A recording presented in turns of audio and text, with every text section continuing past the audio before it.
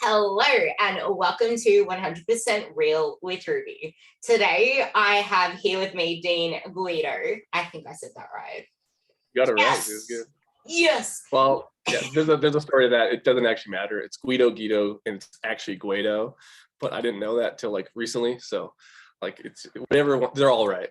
Well, there we go. Someone who doesn't even know how to pronounce their own last name. So, today it's actually really freaking awesome to speak with Dean because I actually started following him forever ago when it came to movement and the way we actually train in the gym, because a lot of the time it's just moving weight from point A to point B without taking into account how we move that way and how breathing comes into it and how form comes into it and how it's not just about moving weight, but moving weight in a way that gets the stimulus we need with the right muscles in the load, and how that's all important for getting the results we want out of the training. So I guess because this is going to mainly be a podcast about why we want to eat more to do more.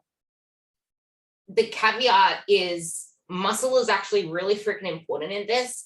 And there are too many people doing the whole let's just move more, exercise more to burn a lot of calories. They just focus on the calorie burn. They focus on how little can we eat, how many calories can we burn. And even if they just focus on doing more, they're scared to increase their calories there. But I guess I want to introduce the podcast with why it is so important to have a focus on building muscle, where muscle fits into it and allows you to actually eat more carbs, use the carbs better, use your food better, and how it actually leads to more fat loss because you have more muscle, and why the scales are a pretty poor indicator of showing long-term health and body composition improvements. Yeah, that one's easy. It's like more muscle is better. There you go. End of podcast. Yeah, I guess like, and we'll probably get into this too. Like I'll like my fucking Instagram name's like Walk More King, and I realized later, or no, it's King Walk. I don't know. It's one of the two. Anyways, so I get dubbed the walking guy, and then like I talk about walking versus eating less, but like I'm a meathead at heart, and like I'm 100% an advocate for muscle. And so like one of the first things I'll say like with my clients a lot of times is like muscle is probably the best long-term investment you could do. It's just that when people do it, they just think, hey, if I just start working out, like I can eat more calories. And that's usually what it gets reduced down to, which is like no, like it takes a long time to build. And that's why it's important, because it's like, it's hard work. And so I don't know where you want to start with it, but I mean, like in terms of eating more, I think that's the conundrum that we get into, is that when people are approaching it from a diet centric approach, or they think about calories and all this stuff, a lot of people actually look at it as a calorie burn, which is like not where I even want to attack it with people, because like that fucking thing doesn't, how do you quantify that? And that's usually where like I don't even like to play that game. So I don't know which direction you want to go with that, but we can go on either one of those. How muscle is actually so important, the actual first part that you said. Yeah, well, if you want to like look at the logistics of what it is in terms of like long term, it's like, yeah, like in terms of metabolism and being a bigger body, it actually does increase your ability to burn more calories. I think the time frame in which people think it is the problem. And so that's one of those things where, again, if you don't have that, and again, if we're talking strictly from a diet perspective, right? If you go in a calorie deficit and you have no muscle stimulus, and so everyone thinks, hey, if I eat protein, I'm just gonna like preserve muscle and or build muscle. It's like, no, you need a workout stimulus, and that workout stimulus needs to be probably focused on some sort of building muscle. You're essentially dieting to when you go to maintain calories, eating less than you were eating before, and then that's where everyone gets fucked, is that they essentially lose muscle in a cut, and or they can't maintain muscle in a cut because they don't actually work out, and then they have to eat less to do the same thing. So in and around that argument, they end up screwing themselves. And so from a purely like long-term weight loss perspective in our current environment, which now I'm jumping all over the place, is that there's food everywhere. Like I would say most likely more people are going to fail more than often if they just go after less food. And muscle is one of those things when you do it in the long term, right? And I hate to equate muscle to calories, but in a year or two, if you put on a substantial amount of muscle, like you could eat like, and I'm just throwing numbers out, but an extra 100 calories in your top end, which again, that could be the difference maker in terms of someone who can sustain weight loss. And so just on a base level, like long-term and equaling calories, that's one of probably the most important things. But again, the investment is what I kind of think screws people, because the amount of time, as you know, to take to build like a large amount of muscle is like, we're talking years. And so that can deter people because it's easier just to do endless cardio and cut calories. But in terms of preserving that muscle mass, that's where I would start people off a lot of times, is like in a cut, we have to eat less calories in some form or fashion, right? But imagine that you don't lose muscle in that. Ethically, like that's where it's on the turnaround that it matters the most. And I think that that's what most people do wrong is the maintenance or the turnaround, I call it, or diet breaks or whatever the fuck you want to call it. But on the back end of it, that's where muscle plays the biggest deal. If we're dealing just strictly nutrition, fat loss, dieting long term. Yeah. This is why I love you. You go on tangents, I go on tangents, and it actually is something people can follow because it brings in all these important aspects into why this is so important. And I'm finding myself, Dr. Gabrielle Leon's, finding myself sending these little reels that she does about why you need to be muscle centric, not just fat loss focused, because that is what is going to get you the body. And there are so many people just focused on doing as much shit as they can in the gym without real focus on pushing themselves, because they're either afraid of getting hurt or they're just afraid of the fact that they're lifting heavy ass weight. But it's like, you can work your way up to that. But if you really want to build muscle, which is something you actually want to do, you're not going to turn into like some She-Hulk. Like that's what I lift like double my body weight, and I'm not a She-Hulk yet. Like I'm far from it. Most, and like I know your audience, a lot of it's female, like you're saying at the beginning, but like most guys can't lift in like any reasonable time and look like the Hulk. Like it takes a long time, and and that's why it's in years. Like we're talking years of like hard lifting, and like you're probably one, like you said, you crushed the gym and you haven't doubled in size. Well, I don't know if you doubled, but you haven't turned into this thing where like you're a big ball of muscle with no neck and we can't recognize you. I know. Like, it doesn't matter. That's why I show my workouts. Like I'm showing myself lifting heavy. And the other day I shared like my total calorie amount, and someone goes to me, "How can you eat that much? How does it work?" And I'm like, I've been doing this for years. I'm active. I train my ass off, and I've been working at building muscle for a long time. Like I'm actually eating around 2,800 now to maintain and build a little. Whereas before I was all like 2,300 to do the same thing. It's like, you need to work your way up there. And we're going to talk about this later when it comes into actually walking more and doing more activity that's more recovery and not so stress focused. But we can't talk about that shit without you guys knowing the importance of muscle in this, because I will bring up this analogy again. It is like having an engine that you just keep running, and that engine was tiny to start with. It's like having a lip balm. Think of a lip balm, and then think of like a big Vaseline container, even though people don't really put Vaseline on the lips. I do.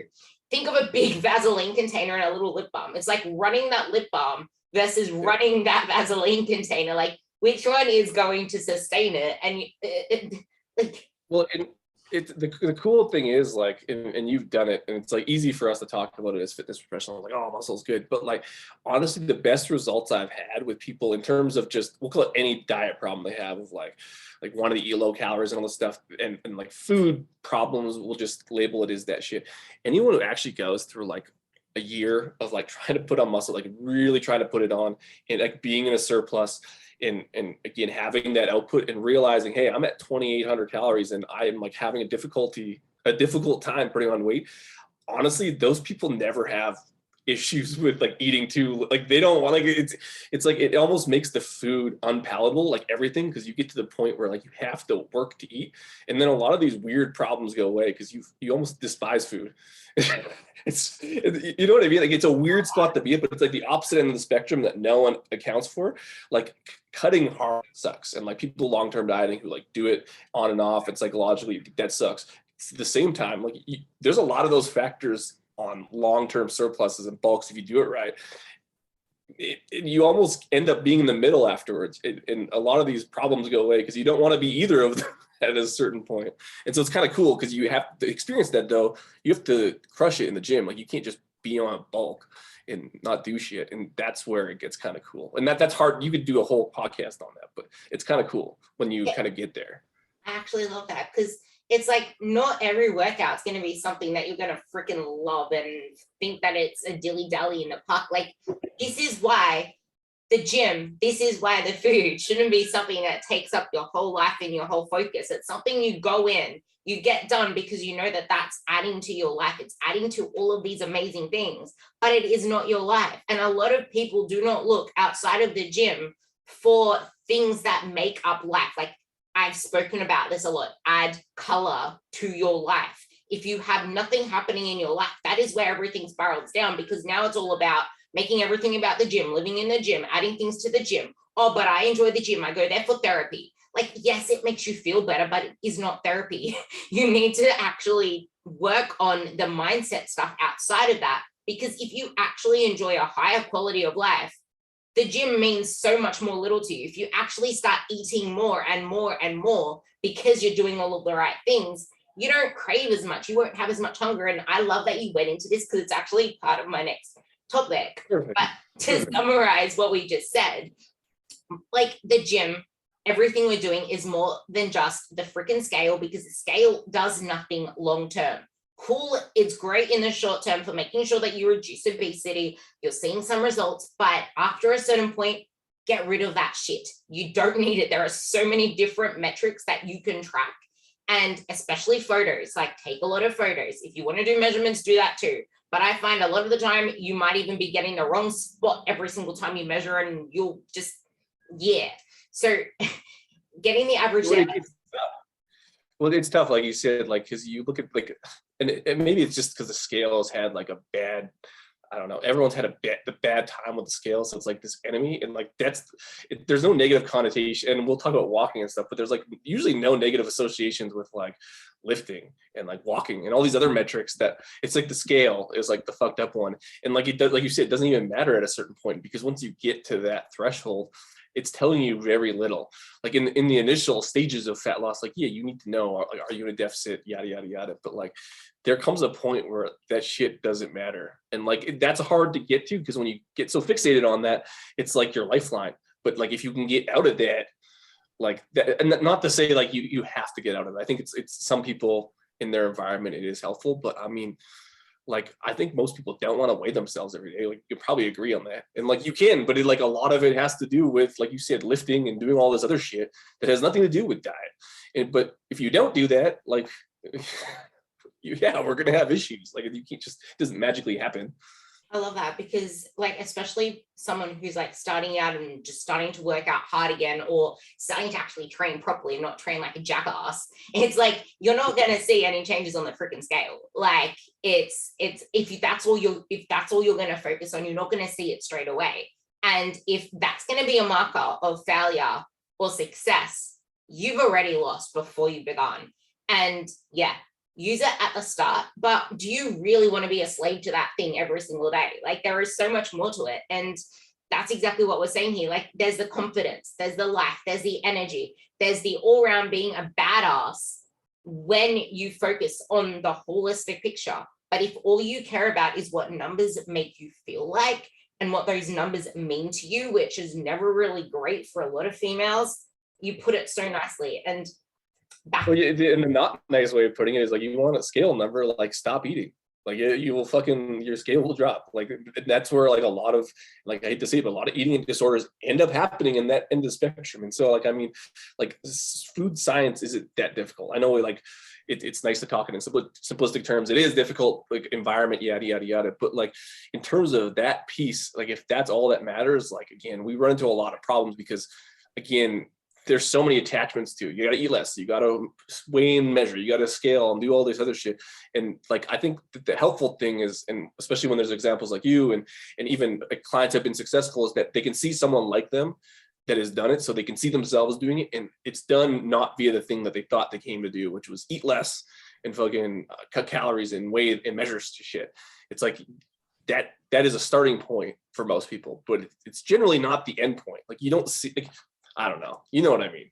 No, that's actually perfect. Like, I don't know whether you saw it, but if anyone on this podcast listening hasn't seen it, you can even see my blog, the links in my Instagram bio, but I put a post in my Instagram where I actually spoke about my story, where I went all the way down to 37 kilos in high school. And I looked like a twig, like a walking twig. And I used to even get called a stop sign. Like I was that skinny. And I don't know whether you saw it or not. No, I didn't see it, but like the stop sign is a horror. I've never even heard that. I used to get called a stop sign at school because of what I put my body through. And I didn't see it back then, but like that is what that gets you when, like, it's not about having more discipline. Like, is that a way to live? That, like, you want to build your way up from that. And yes, I've been through that, but look at me now. I'm not fat. I'm not obese. I've went through cycles where I actually had to gain a lot of body fat and then strip it off. And that's the thing, like that dream body that you want, the body that I have, the body that Dean has, it's went through periods of eating a lot and building muscle and then shredding it down. But the thing is, after a while, it is so much more easier to maintain that without doing as much work, which is what he's doing now, because he's already built the base. And because this spiral But that again, that's where it leads to. I think, like, and I don't know if we're going to even touch on it, but like when you look on a population level and just environment, like people that don't live in our environment are like that. Like that's where the Amish thing comes in. People are farmers and work and do it, and like the Hadza and stuff. They don't have the same problems we have. Like, so we're talking about a solution of building muscle, cutting it, being active, walking, which we'll get into, in counting calories and not counting and all that stuff. That's all modern day solutions to like an environmental problem that we're fucking stuck in the world, where we don't have to move to make money. We don't even have to move to get food. We don't have to do shit. And so it's not that you have to work out. Like, go fucking move to a farm and go farm in the middle of a fucking rainforest. You will lose weight and probably be shredded within a year. But like, it's not realistic. And so it's one of those things where the solution is essentially doing all the stuff that's hard, but at the benefit of it is we get to live in probably the easiest time we've ever had to live in terms of getting shit done and making money and surviving. That the cost is we're getting obese. And so it's one of those weird conundrums where like we have, not that we have to, but building muscle is probably the best solution on top of moving in a sedentary environment. And that's just the fucking reality. And like, if you look at anyone who's in shape or can eat whatever they want or whatever, that person's a busy beaver. There's very few examples of people who sit on their ass all day who seemingly can't gain weight. Like it's not that prevalent.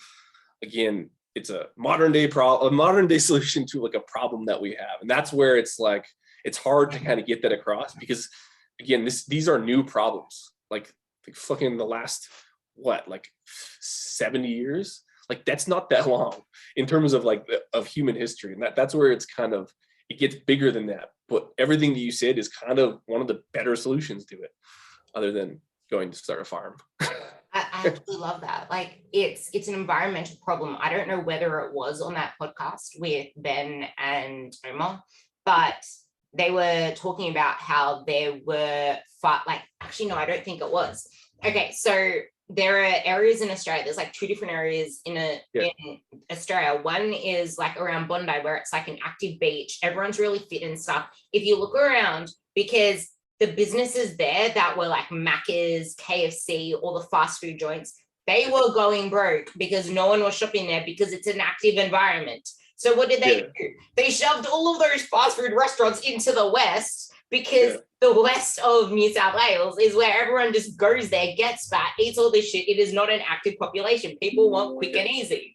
And you are a product of your environment. And yeah, okay, it's hard at first. But the thing is, people think that they have to give up all of these things for life, which is what we're going to talk about later, where you can create a buffer to eat all of these things. Like if you're not able to fit in some chocolate, to fit in some ice cream, to fit in something you love into 2,500 calories, into 2,800 calories, that is a mindset problem. That is not a food problem. You don't go to food to fit a mindset problem. But that's the thing, like you can fit that shit in. It is not about good and bad food. It is about what you do majority of the time, making sure that you fit your bases. Now into the next question, because all of this fits into this. Step 1 for fat loss, be mentally and physically in the right place for it. Step 2, actually do the shit the right way so you don't gain it back. Some people can go aggressive if step 1 is taken care of, but here's a reality. Low calorie diets aren't really things that people can stick to. Definitely not long enough anyway. And this is where, like we were speaking about, the worst relationships with food, with your body, with your image, with the scale, the hunger, the cravings, less life quality, social life quality, poor sleep, poor hunger, more sacrifices. Like I can go on. Like, is that a way you want to live? Or do you want to actually live in abundance? And living a higher quality life, it is important to realize that actually exercising and doing more demands, the demanded supply chain, this is what I think you freaking be able to just ramble on about. If your body is in demand of more energy because you're trying to make it do more, both in the gym, but with walking, with physical activity, it is actually going to have to create more energy. It's going to have to do its chemical processes inside your body, like blood, whatever it is, oxygen, blah, blah, blah, to be able to create that energy. So if you're feeling like shit, actually make yourself do the activity, because then your body will start to adapt to it, given everything else is in place. Yeah, like it ends up being like in the scientific, I don't even know if it's scientific. It's like the high flux versus low flux. So like how you describe it, it's like if you eat more and do more, you're in higher energy flux. So I mean, like more calories are in, more calories are out, and less calories in, less calories out. That would be low flux. And I always like explain to it. And you have coaches that listen, but you'll have end users that will listen. It's like and I use Chad as an example. So I'll use Chad because like there's Chads and Karens. So those are always my examples. So you're Chad and you're Karen. I'm sorry, but just the first name that came to my mind, and they were ex-clients, so it's perfect. And they both. So it's fine. But like, which Chad do you want to be? Do you want to be the Chad that's in a calorie deficit? Like, so you're trying to lose weight, right? Let's just say we're trying to lose weight. We won't go in the muscle building part just yet, but which Chad do you want to be? Do you want to be 3,000 calorie Chad in a 500 calorie deficit? Or do you want to be fucking 2,000 calorie Chad on a 500 calorie deficit? And like those are the two examples that I always use, because everyone who's in the 2,000 calorie range, they can do it for a while, but that looks like chicken breast and rice and whitefish and broccoli forever. And it's not forever, but you know what I mean? Or can you have those same things plus ice cream and KFC once a week? Well, like it's an easy choice to make on that end. But in order to be 3,000 calorie Chad, there has to be an output system. And that's kind of exactly what we were talking about before with building muscle and doing whatever. I choose to push walking, and I've taken flack for, you can, like, they could run and they could do all that other stuff. Yeah, you can fucking do whatever you want, but output has to come up at some point. And kind of like we were talking before the podcast, there's a certain amount of things like you work out really hard. So like, do you have to walk as much? No, as someone who doesn't work out as hard. But if you only work out twice a week, not that hard, probably the easiest way to get it is the walking. But the basis is if you can get output up, input's going to come up with that, and you can still be in a deficit, but now you're starting from a place that, and I'm throwing random numbers out, but if you're going to diet, you're starting at a place 500 calories higher than where you would have if you were on the low calorie diet. Well, 500 calories goes a long way, especially if you're ready for change. It's not going to be perfect. Like, it's still going to be hard work, like, but it's a pick your poison scenario. Do you want a little bit more food? Well, that comes with, that could be eating out or ice cream or whatever, and still be able to diet. The cost of that is you got to work harder. And dub that whatever you want. Like, we'll go into the walking thing, but you have to work harder in some aspect, right? And that's hard logistically, right?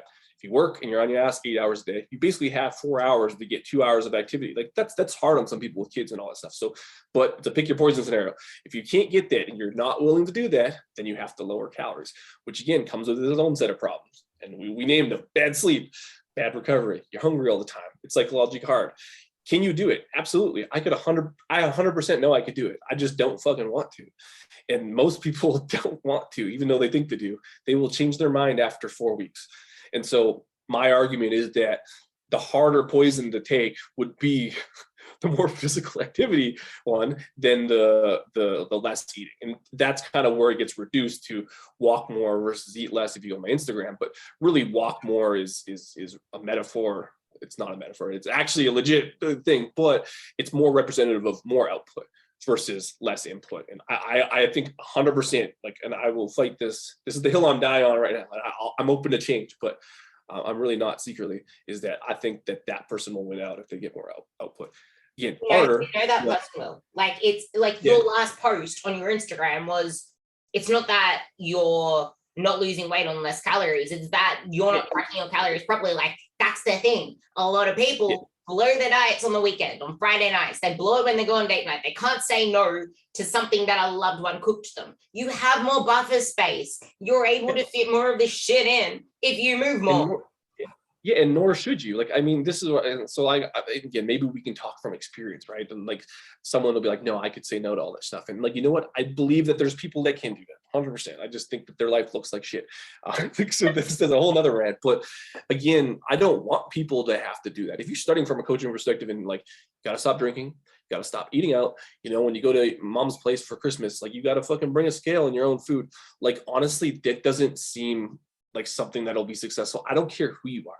Like, no one's really doing that. Like you said, can they do it? Absolutely. Is everyone counting correctly? That's the other, we didn't even talk about that, but like, are people even measuring and weighing things properly when they have zero education in food and any of that stuff? Probably not. And so that's another logistical problem that comes with that, is like, there's a huge education process to even understanding what's in food, little on what's in a restaurant meal. And so again, and I just assume that those things are going to happen, right? Because I've dealt with enough people and I've lived in the same world, is that you're probably going to overeat or not calculate properly, probably within like 500 to 600 calories. So like, that's where, if I was just to pick one for the rest of my life, I'm going to probably pick more activity. Right or wrong, that's kind of where I'm going with it, because of all those reasons. Now, could you, as a bodybuilder, like, you could probably, you cut and counted calories and it ended poorly, but you could 100% do it. Like, I know I could weigh and measure everything and I'm good at it, but like, fuck that. Yeah, like, even me right now, like, because I am getting a lot more of my activity in, and like, I train freaking hard, and this is another thing I'll bring up soon as well, but I track my food. But if I want to swap something out here and there, or if I have a little bit of an extra little thing in something, I don't bother tracking that shit, because I have buffer space. Like, I make, like, your calories that you are on, especially in maintenance, which is why you should live most of your life at maintenance and not in a fat loss phase. But when you are at maintenance or building, you have a massive calorie buffer. And I do that pretty occasionally, where I have something a little bit extra, or I swap something here and there that is similar calories, sometimes a little bit more, sometimes a little bit less, but it hasn't impacted my body whatsoever. And you get buffer space. They've researched that. I don't know if you looked at it, but like, on the overfeeding studies, and this is kind of what I use in part of my presentation, is that like, so like, everyone thinks more food means they're going to get fat. Like, in that, honestly, that is true without a lot of things. So I mean, you can definitely get fat overeating. So like, that's true. But on the overfeeding, it's not as simple as that. So what they did was, essentially, I think it was 8 weeks, but they fed people 1,000 calories every day over their, we'll call it maintenance. So they were in a surplus of 1,000 calories, and this was lab controlled, and they had doubly labeled water, which is just the gold standard. Anyway, point is, they fed them 1,000 calories. So imagine they went to fucking KFC every day. And that's not the case. They give them 1,000 calories, but not everyone gained weight in the beginning. Like, and you'll see, if you look at the plot graph, there's people who actually lost weight by eating more. And that's that buffer system you're talking about. And so there's obviously outliers, but again, they didn't start gaining weight till I think like week 3 and 4, their metabolism started slowing down, but initially it went up, right? So more food, again, physiologically, there's more energy going out. They didn't track NEAT, they didn't track anything, but a lot of times if people eat more, they end up doing more anyways unconsciously. Now, if you actually track it and measure it, you can just fucking go lift more or go walk more. But what I've found observationally is that those outliers in that study look a lot like my people who have output systems already in the system. So like, they're already busy beavers. They walk a lot, they're tracking that, and or they lift a lot, or both. they're all the people that when we go to maintenance, I give them fucking 300, 400 more calories and they lose weight initially, right? They lose weight for like 3 weeks and you're like, what the hell happened? Well, that's kind of where this buffer system and this variability is, that people are going to react differently in these studies. But like, I find that those outliers are the people that you can kind of almost be an outlier by just kind of increasing your output and having that in there. Now, again, that's not studied, but like the point of the overfeeding study is that it's possible and everyone reacts differently. But what I find is if you can get into maintenance with an output system, that's awesome.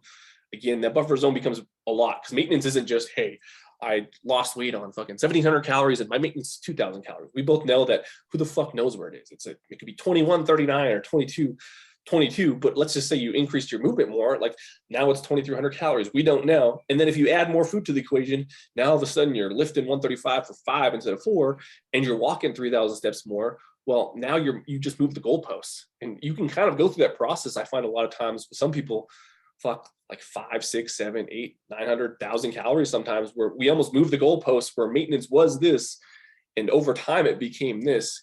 That's cool. Yeah, not everyone, and that takes work, but that's where that can be helpful, because that buffer system is moving the goalposts. But I want to highlight that work part. Like, it takes work, it takes patience. Like, literally put your freaking patient pants on. Yeah, and so I do it in like, so I'll do it in a month. Like, I want to raise calories and I'll see what it looks like in a month. So like maintenance for me is like, I try to get people to increase output and then increase calories over months.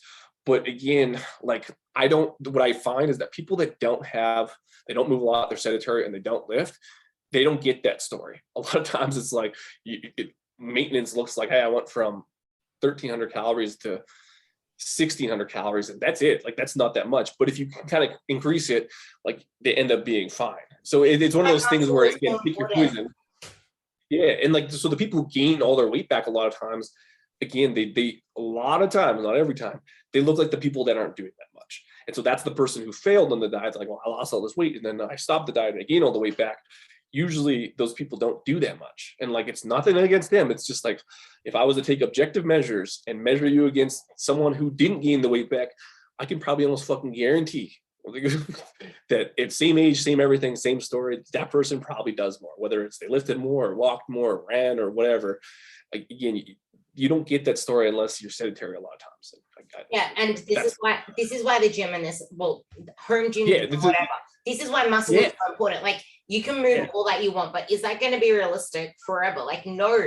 And your metabolism does not slow down as you age. It does not slow down as you age. You lose muscle mass as you age. You lose activity as you age. Like, freaking build muscle. All of this, everything we're saying right now is not really useful except for the obese, without actually having muscle. Like, you need to build muscle. You need to train hard. You need to build muscle. You need to build muscle. Did I say that? You need to build muscle. or move, or like you said, go to you gotta move out of the inner city to the fucking really active communities and like live there, because like again, it's like it. And a lot of these stories are people in the environment where they don't have. It's an easy choice to overeat. Like, you don't see that in certain areas, in certain populations, because they don't have the choice. Like, it's so like, when they don't have the choice, it's not really an issue. But most of us, and probably everyone listening, it's like, I can order pizza, I can order a fucking coffee and breakfast sandwich right now. I don't know if you have DoorDash or Uber Eats or whatever in Australia or whatever the fuck like, I can get food right now. I can get 1,200 calories delivered to me, and because I'm a WestJet credit card holder, I don't get any delivery fees. So it's just like what? But that's the problem. That's what we're fighting. And so again, like you said, the best thing is output, but muscle is probably number one on that list with walking. And so it's like, that's your choice. Or don't ever eat out again. Like, and that's like a very like one end of the spectrum to the other, but like, that's kind of what people need to hear. It's like that, or don't eat out ever again. Yeah, it's like, I put this post up. I'm probably going to end up reposting it when this goes up, but a lot of women are more scared of eating 2,000 calories than they are of all of the negative things we just said while eating 1,200 calories. It's just like, you're willing to do a freaking water fast. Like, are you out of your mind? Like, what's going to happen after that shit? You're going to eat the whole pantry and then just gain fat back while you lost muscle. Like, come on. That is ridiculous. And this is where like that whole you have like 3,500 calories equals 1 pound of fat. Like, no, your body has mechanisms to actually upregulate your activity. So most of the time, it doesn't just work that way, which is exactly what Dean was talking about, which is why I wanted to highlight when someone speaks in absolutes, like, oh, you need a 500 calorie deficit, oh, you need a 350 calorie deficit or 300 calorie deficit for this. It's like, no, it does not work that way. You are individual. Your body will respond individually to either overfeeding or underfeeding. You need to recognize that. And this is why it's important to have a coach, so you don't just follow numbers and then kind of like go. And that's dictated by environment. So like, are people going to upregulate exercise if they're sitting on their ass 9 hours a day? Like, no, they don't even have the option. But if you're someone who works out and you go to the gym, I can sure as shit tell you your workouts are going to get better, and then you're going to upregulate, we'll call it. And so like, you'll get like, and that's where like setting yourself up, and even if we're not even talking about muscle, just having something set up, whether it's a walking group or that sounds so stupid. Don't but like if you have stuff set up to do, like, now we're talking. But if you don't have those options, again, your body's going to do the easiest thing. So it's like, I don't know, that's where even just the attempt to go to the gym and like, you don't even care about muscle is like, you'll probably do more if you eat a little bit more.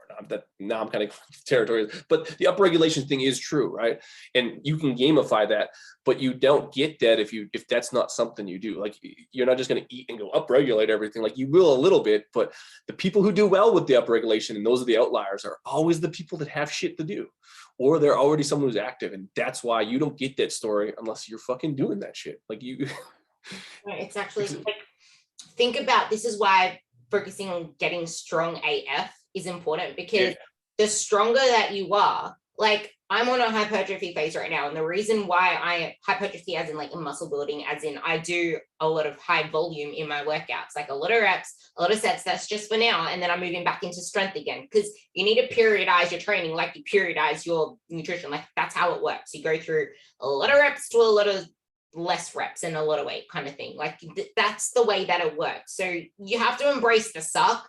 Like, I am sometimes of like doing more reps, but the thing is, now I'm doing it at like just to throw numbers out there, like doing 80 kilos of a Romanian deadlift for 15 reps versus doing like just a 20 kilo bar. Like, that is going to have more metabolic demand.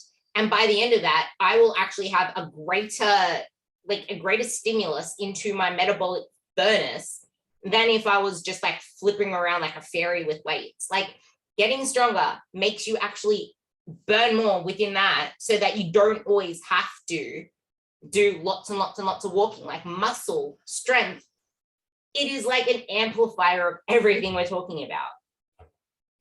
Like, I would say like probably when I was walking the least, because this was before COVID, and when I was trying to get to 242. So I put on like 22 pounds in like a year and a half. And we used ultrasound at Ben House's place because I went between trips. And so I had like 3 trips of ultrasound, and I put on about like within like room air, like 9 to 12 pounds of muscle at 22. So like quite a bit. Like, and I'd never done a hypertrophy phase in my life because I was always powerlifting or and I was in sports. So it was like more a strength weight ratio thing. And I had never eaten more food than that point in my life, doing 6 days of like high volume, high frequency lifting. Like, and I was tired as shit. Like, it was awful, but like I had to eat. I was losing weight initially. So like, I was like trying to gain weight, and I went from 3,500 calories to about 3,900 calories. I started losing weight. I was like, what the fuck is going on here? That's that upregulation you're saying, because I had the output system to do it. Then I had to go to 4,000, and I started just, my weight didn't start going. I had to go to 4,400. So I had to almost go like 1,000 calories over to start moving the needle, and then it fucking went. But like, I hated eating at that point. Like my maintenance right now, if I just don't think about eating, is probably somewhere between like 3,000 and 3,500 calories. Like, that's me not counting, but I've counted it. And so me not thinking that's where I'm eating, and I won't budge. I have to eat 1,000 calories over that. I hate food at that point. Like, I fucking hate it. And so like, but that's where you could be. So if I liked ice cream and pizza and shit, like I would literally just eating that shit all day, because I couldn't figure out how to get enough food in out of clean eating when you're at that high of a level. Now, not everyone's going to be there, but the version of that for someone is like, I don't have any problems eating out. I was like, well, I kind of have to eat out, because if I don't, I can't get the food in. And so my problem was I needed to be in our environment to get the food, because if I didn't, I went to Ben's place in Costa Rica, I lost weight because we're eating fucking like bananas and rice and clean beef and all these like fresh veggies and fruit. Like I couldn't even eat enough. Yeah, that's the thing. Before I started this volume phase, I was maintaining on 26, and then I bumped it up to 28, and I'm still maintaining. Like my body hasn't really changed. If anything, I feel like I haven't really gained a thing. So I'm probably going to be bumping my food up to 3,000 very soon. And for a very small female, that is a lot. But that is not true. Like my walking hasn't changed. My walking has always been around 15,000 to 18,000 on most days. But that's only because I work and walk. Like we're going to talk about practical steps afterwards, but honestly, if you say that you can't get your steps in, get a friggin' $200, $300 walking treadmill and actually start doing shit at your desk, because it is going to change your life. It's going to change your health. It's going to allow you to eat more carbs. It's going to allow you to bring your blood pressure down, your blood sugars down, control diabetes. It's going to do so much for you, which I'm actually going to get Dean to talk about some more health benefits after that little rant. You nailed it. You got all of them. There is so much more to it, like mental capacity. Like it does so much for you just getting in that extra activity, and it makes you live longer. But that always stayed the same. Yet I was able to eat 300 extra calories, about to be 500 extra calories. Like that shit is from training hard with heavy ass weight. Like it wouldn't be the same if I didn't have the strength, because I wouldn't be lifting as much weight for the same amount of volume that I'm doing. And this is why muscle is so important, because I haven't turned into a Hulk. So I guess this is why the abundance model is so important, and why high flux is so important. But like, it's not just about eating more food. We never once spoke about protein, and protein is like the key thing here. The key thing here. I try not to start with food. So like, again, I deal with weight loss clients, generally general pops. And you can apply this model to power lifters and strength athletes and stuff too. But a lot of times their problem is like getting enough food in. So like, again, first world problems. So it's like a different set of problems. But with most people, I'm just trying to get them to pick up whatever they can and almost not even go after food first, and just explain it to them that like I try to get on their side first by saying, I don't want to be the guy that cuts calories, because most of them come from a background of, they think they're coming to cut calories. And then you flip the narrative on them where you're like, yeah, like we're just going to eat whatever, like 1,600 calories if it's like a female. They're like, what? That's way too high and stuff. But you almost change their mind immediately. I send them a few resources, and then they start walking and they go to gym and they're like, I'm losing weight eating 1,600 calories. Like, what the fuck is going on? And then I got them sold. But it's one of those things where I don't even like to talk about food in the more or even less. Like I say, eat more, do more, all that shit. But I just want them to realize it's not about less. It doesn't have to be about less food. And that's huge. And that's again, leads to the conversation about muscle. But some people don't care about that. So it's like, I just need them to do something, because they have to have something else, because you're not going to get it reading more. And that's a problem. Think about a Pop-Tart or a donut or something, like a 200 calorie thing. If you throw that donut, like actually imagine a donut, that actually might work versus saying a drop in the ocean. Throw that donut into the ocean, like it makes a little splash. Throw that donut into a fish bowl, like you displace most of the water. That is what you're doing on a body that doesn't move a lot to a body that's actually moving a lot. And it's not like, and I've gotten this argument before with people that like is this for strength athletes and called hybrid athletes or whatever? And it's like, yeah, like you walking more, you could probably get away without walking more. Okay. But like, if you're someone who's not us, and I would totally want you to do that. Like, go build the most amount of muscle possible. But like, let's just say you're busy, you have fucking 2 kids and a busy job, like 2 days a week, and you're crushing the gym. Hell yeah. That's where walking comes in. Is like, it's the easy, low intensity thing that you're good, like you can do, and adds up over time. And not to say, hey, go get a walking treadmill, you have no excuses, but the walking treadmill ends up being one of those things where you can kill 2 birds with 1 stone at a fairly low investment, considering what most people spend their money on. I have no problem saying that it's probably a way better investment than half the shit you tried that doesn't work. And again, gives you that solution, and then makes food not a problem. And like, I guess like this flipping the narrative thing comes with, people already have enough problems with food. Like they already have the relationship problems with food. The second you start like not giving a shit about that, like things change real fast. And obviously food matters. Like I'm not the guy that says food doesn't matter, calorie, like they fucking matter. But that donut's not a problem anymore, which is kind of what you were saying, is that, and that donut could be the single reason why they fail at their diet, because the simple fact they can't have that donut fucking wrecks them psychologically. It's like, now you're in restriction. You've just put yourself in this box that's not necessarily even true if you do these things. And I think that once people realize that, and they realize that they can't have the donut, they don't even want the donut anymore. It's, you know what I mean? Like, it's like they like, I don't care about the donut. Just the fact you said I couldn't have it, fucking, now I'm going like schizo, psycho. Right. And like, I love that so much. No, bring that back to when I was comp prepping. Like, if for those of you who haven't listened to any other podcast, when I was actually doing my figure comps, all I could think about was freaking Cinnabons and bloody like Lamingtons and all of these gorgeous things. But it's like, as soon as I actually finished the comp and reversed, not really reversed, jumped straight up to maintenance, but it's just terminology. But as soon as I reversed and started eating maintenance, I have not eaten a single Cinnabon since then. I probably had one Lamington, but that was like 2 years later, because as soon as I started eating more, I didn't want any of that shit anymore. And this is the thing, like, if you actually think of the fishbowl and the ocean, while you were talking, I just realized, like, think that actually is what happens. If you are this small fishbowl and you have a donut, you just displace most of the water for the day. You're going to suffer hunger and cravings if you still have to keep yourself in a deficit. But if you have all this water to play with and you throw a donut into it, you still have plenty to actually fit into that, because that donut is still going to lead to you being hungry afterwards. You're still going to crave afterwards. You're going to crave more food after that, because of the way that sweet foods have their cascade effect in the brain. And also the fact that now you're wanting more sweet. Like, it's that thing. Like, you just traded off a high protein, high satiating meal for a tiny little donut.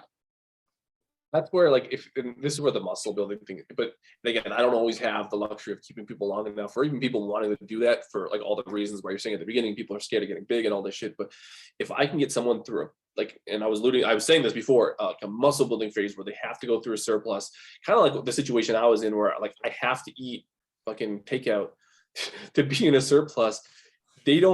All the problems that they have with craving and all this stuff, they'll never want to eat that again. That's not completely true. But when they go through that, it's like this thing switches in their brain. It's like, oh, I get it now. But you can't get it unless you get there. And like, that's the cool part, is if you can get someone to actually like co-sign on being in a surplus and building muscle and having to eat probably more food consistently than they ever have. Not just, hey, I ate a lot one day at a wedding and it was glorious. It's like when you have to consistently eat 500 calories more than we'll call maintenance, like that's a lot of food when you're 4 weeks deep into it. And I can guarantee you, like, you won't want Cinnabons. You'll need Cinnabons to get like your calories in, but you have to be like, it's not going to be an issue anymore. There's not going to be this Cinnabon on your mind all the time. And like, that's kind of cool. And again, if you can experience that, it's super helpful. Again, not everyone's going to get to that point, but like, that's where coaches can be helpful. But doing and being part of this lifestyle part of it, that's where I find, like, even just for general population, if they can just go through like a surplus building phase or like a muscle building phase and get into the gym and like the gym enough to do that, that experience alone changes people quite a bit, in my experience. It honestly does. And going back onto that type of food, it's like, I'm almost up to 3,000 calories right now. My dinner is 1,100 calories, like 1,100 calories. If I asked you, what do you think my dinner is? And it's my favorite meal and I've eaten it for freaking months. It's just that now I'm having like double it. What would you think it is? Like, it's not pizza. It's not freaking like chipotle or whatever the hell. It's tuna. It's tuna bake. It's tuna. It's rice. It's veggies. It's cheese. It's my favorite meal ever. And it's just this. It's a normal meal. Like, you stop wanting to crave all of these big things. You stop trying to fit all this shit in, because you know how good you feel eating these good foods, and you actually fall in love with them because your taste buds change. Like, I actually would rather eat that than eat pizza. Like, I love that meal. But the thing is, it's 1,100 calories. Like, if I wanted to swap that meal for a meal out, if I was to have a meal out, I can actually enjoy myself. I have 1,100 calories to play with. Well, that's the part, like, where we'll just use muscle And even without the output, just muscle as that, like 2 years down the road, you're that person. Like the ability to have that logistical problem is nice. Where if you're not that, you don't really get that choice. If you eat out and go for pizza, there's 3/4 of your calories if you're the same size that you are. Like I deal with a lot of under 5'4" females. Okay, I'm like 5'2", 5'1.5". Yeah. So in like I'm 6 foot and like I've built muscle my whole life, but I basically that asshole who can eat whatever he wants. Okay, restaurants make the same meal for us, except for the difference is like I in reality I can eat 2 to 3 of those meals a day. You get one, and your calories are toast for the day, and like that's just the simple fact of life, and that's the reality. And so the one factor, especially, and I'm not going to say especially for females, but again, I deal with a lot of females just in the nutrition space, is that offers them some choices, which again, the world and the environment's kind of like, it's not in their favor, unfortunately. Like they don't make 5'1" portion sizes in the restaurants. Like here's the short female version of the menu. Like they don't have that, unfortunately. And so like that kind of fucks you. So you need to fight back with muscle. They don't make the 5'1" version of fast food restaurant menu. Yeah. I love that so much. That's great.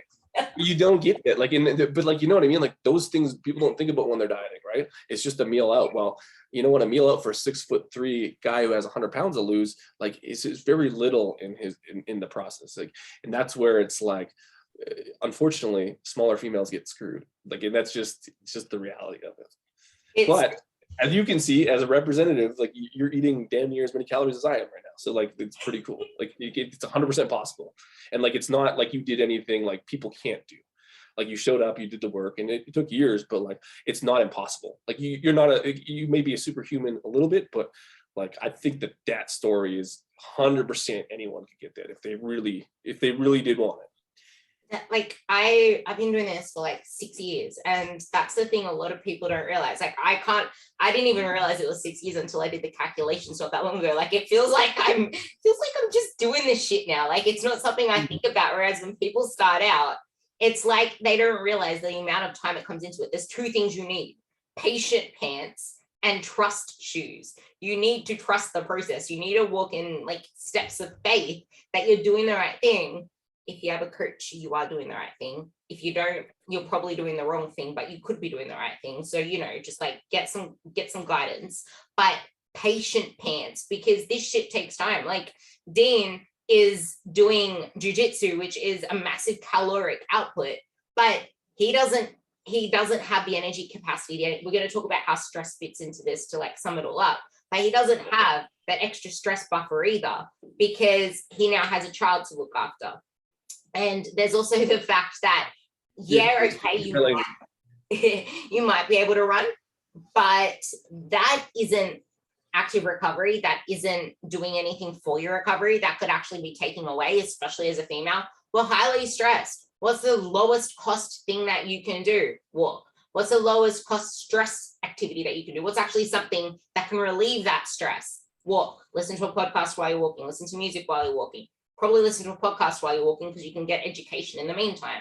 But like, you need to realize that whatever you do, you need to balance it up with stress. And that's kind of how I want you to like sum up the podcast in, I guess, where stress fits into this, and how you need to be able to balance the fact that, okay, you need to actually have enough stimulus on your muscle, because that's the most important thing.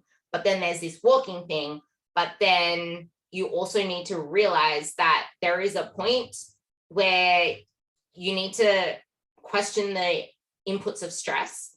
Make sure that you're eating enough carbs if you are training, like fuel your training. But sometimes running, sometimes chucking in like a HIIT workout works against you, and why walking is actually the superior of those in such an environment. Yeah, the good way to sum it up would be like there's a negative to this. So like if you went like, you're like, oh yeah, I'm inspired, I listen to this thing, I'm going to be the best walker in the world, I'm going to be in the gym 6 days a week, like fuck this, I'm changing my life.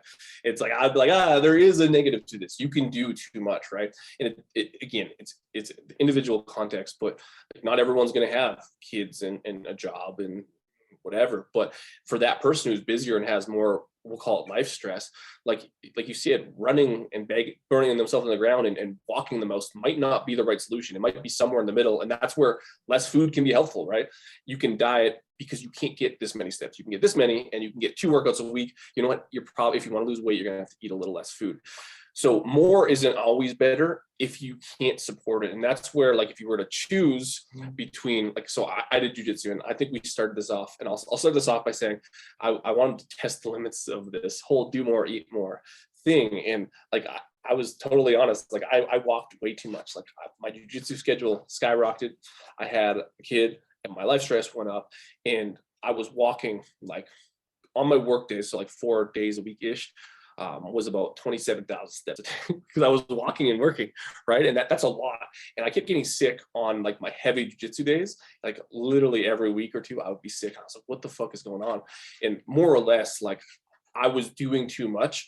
And the one thing that I didn't want to drop, well, a few things I didn't want to drop. Obviously, I'm not going to drop my kid. I'm not going to drop work, and I'm not going to drop jiu-jitsu. I liked it too much, right? And so walking took a hit. So I talk about walking all the time, but walking was the one thing I could reduce the volume so that I could recover.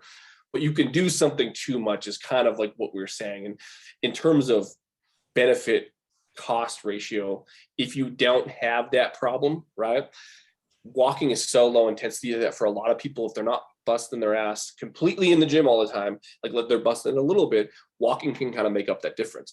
But you can't push everything to its max, and that no matter what you do. And so there's a lot of people who can work out tons, and they probably don't need to walk that much. Like, you can look at endurance bikers for that. They're biking for 3-4 hours at a time.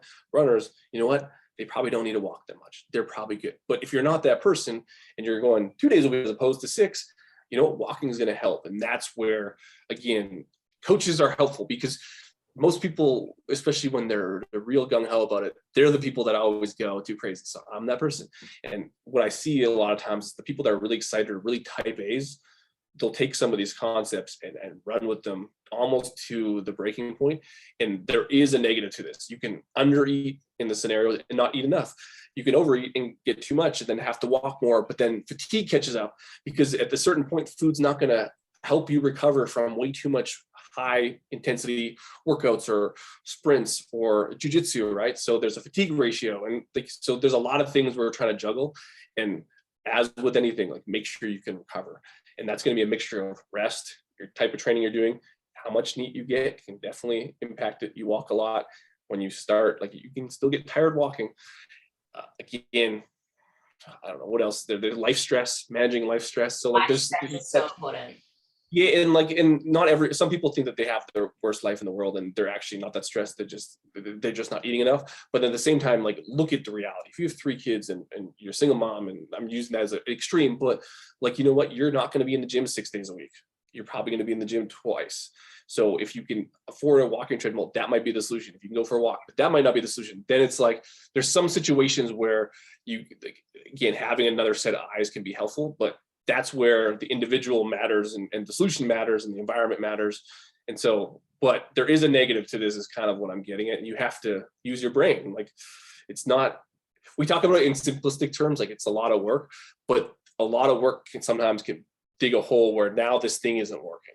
And so it's not all sunshine and rainbows, but for the most part, I would definitely say it's probably more sunshine and rainbows than most effects, which from eating less, this is where, like, I'll kind of go back to this, is like, I'll still argue that doing more is better than eating less in almost every single scenario. I freaking love food. I couldn't agree more. Like, honestly, I don't like, I didn't like even on 2,400 calories, I hated that. Like, I'm at 2,800 and I still want double of everything that I eat. Like, I will have a bread roll, like my amazing big bread roll, and I still want a second. Like, I love food. So this is where you need to make sure that your environment and what you're doing suits your personality, and it might not always be reasonable. And this is where smart food choices come in as well. Like, every single thing that you pick to eat has a trade-off. Okay, cool. You want to get something from bloody like Macca's or whatever the hell. You want to get a burger. McDonald's. You guys don't like speaking in slang. Aussies are all about the slang. It's like an Australian thing. Mackey's is McDonald's. Yeah, we usually say Macca's. We say Arvo. People think that Arvo means avocado, but it's like, no, it means afternoon. But it's like, we have to give up a big meal for a small burger. Like there are things that you have to give up for these smaller meals, and that just leads to more hunger. So it's about smart food choices. It's about making sure that the quote that I thought of while you were talking is, you need to work out what your bottleneck is. What is your bottleneck?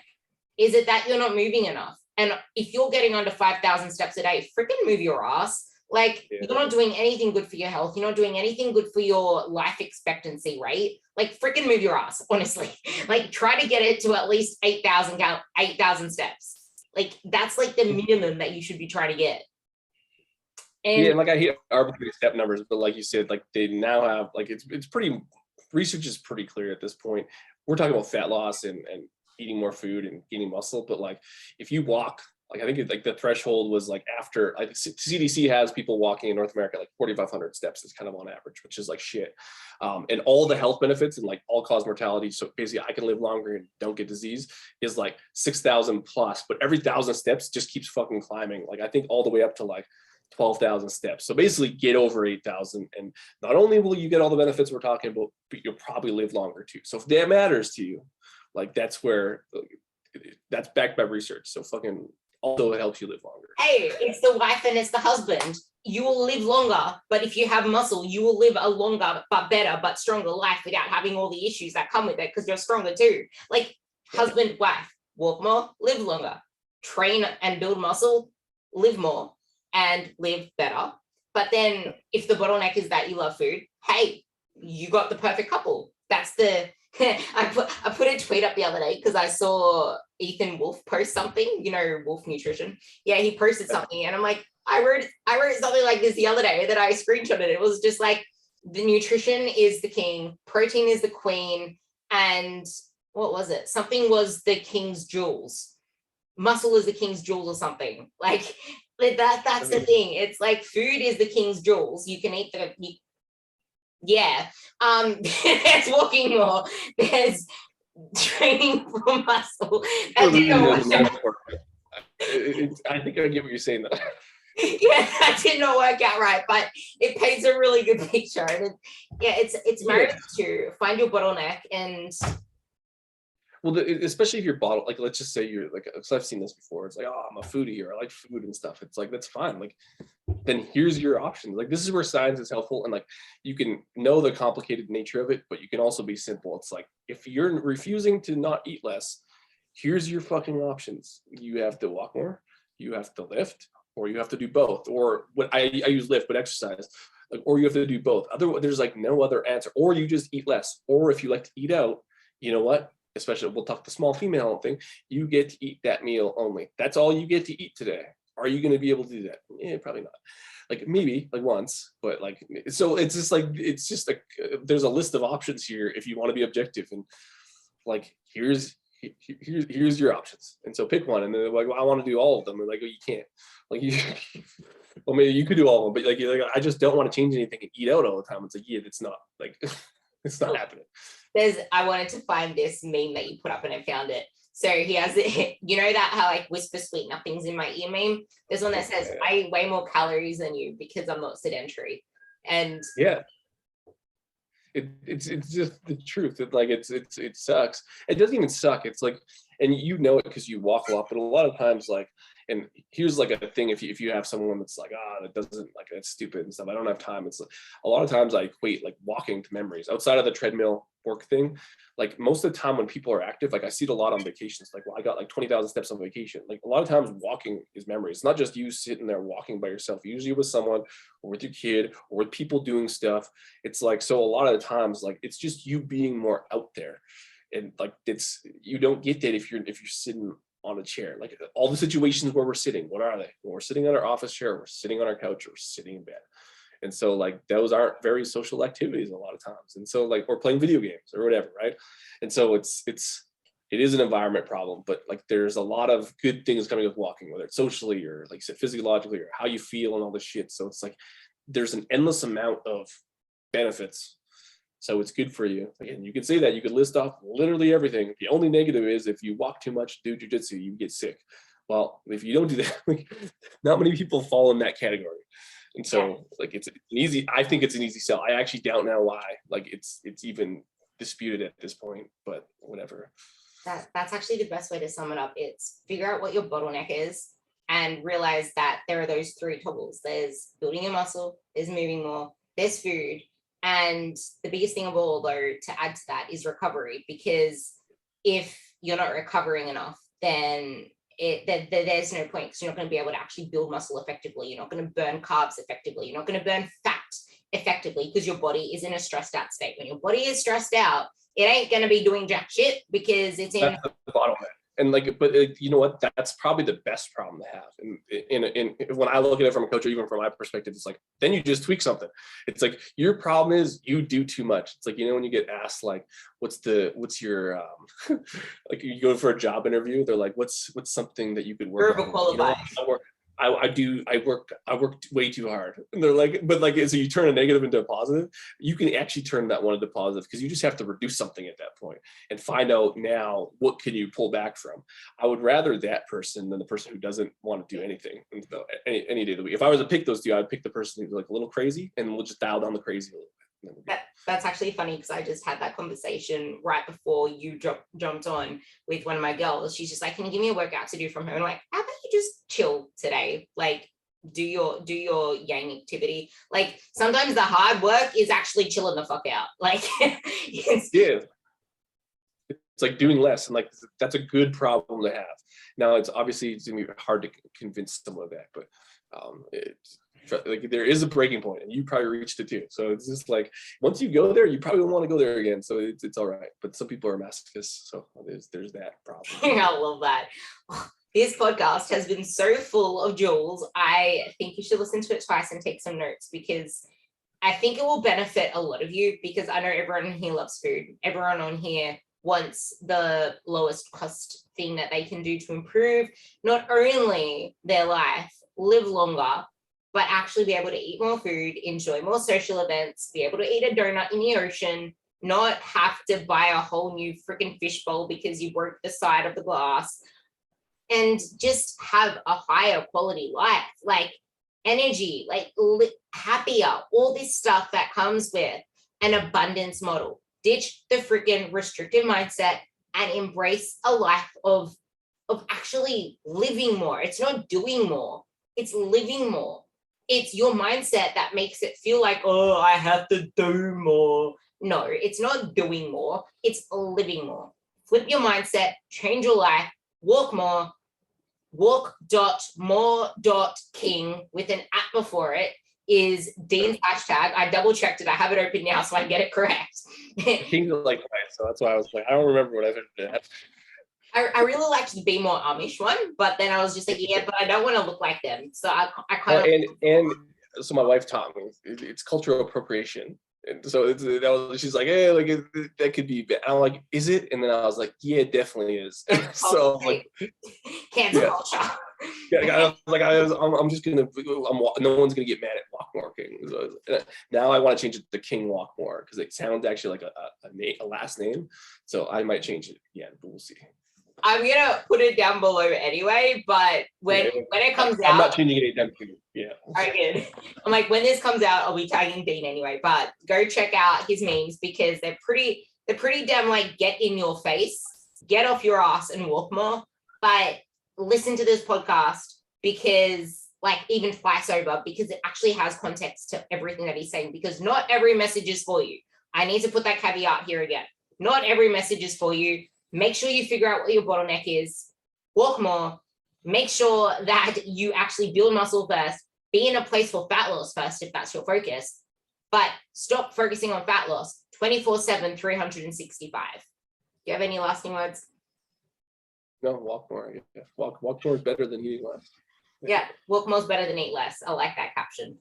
And thank you for listening. Don't forget to rate this, because Spotify has it now. Let me know what you gathered from this podcast, because I love actually getting your little tidbits from everything that I put out, and knowing that it impacted you in some way, and that you don't really have to bust your ass to the wall on 1,200 calories a day, and you actually get to live a fuller life, thriving, not surviving. Thank you for listening. Thank you, Dean.